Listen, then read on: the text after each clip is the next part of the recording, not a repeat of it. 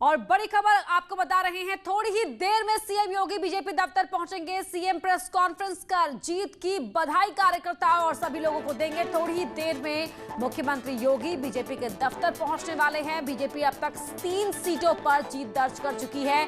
3 सीटों पर अब भी बीजेपी आगे है, जबकि 1 सीट पर एसपी ने जीत हासिल की है। लेकिन सीएम योगी का जादू चलता हुआ दिखाई दिया है, क्योंकि जहां जहां मुख्यमंत्री योगी ने प्रचार किया उन सीटों पर बीजेपी के उम्मीदवार काफी आगे निकलते हुए दिख रहे हैं।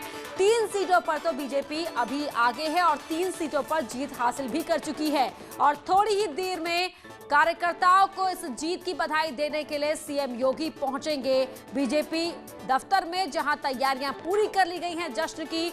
टुंडला सीट से भी बीजेपी के प्रत्याशी जीत गए हैं। नौगावा, सादात और देवरिया सदर, ये तीनों ही सीटें बीजेपी के उम्मीदवार अपने नाम कर चुके हैं, यानी कि इन 3 सीटों पर कमल खिल चुका है। और सीएम योगी का जादू एक बार फिर चला है, क्योंकि स्टार कैंपेनर के तौर पर यहां हर तरफ प्रचार करने के लिए सीएम योगी पहुंचे थे। जहां विपक्ष की बात करें तो विपक्ष के बड़े नेताओं ने, बड़े चेहरों ने इन उपचुनाव से दूरी की थी, किनारा किया था, कार्यकर्ताओं के भरोसे ही चुनाव को छोड़ दिया था। लेकिन मुख्यमंत्री योगी बीजेपी के प्रत्याशियों के प्रचार के लिए पहुंचे थे, जगह जगह जनसभाएं की थी, प्रचार किया था और उन सीटों पर यहां मुख्यमंत्री योगी का जादू चलता हुआ नजर आया है।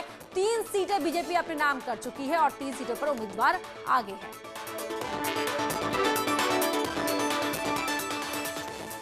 यहां रुक रहे एक छोटे से ब्रेक के लिए, जल्द लौटते हैं।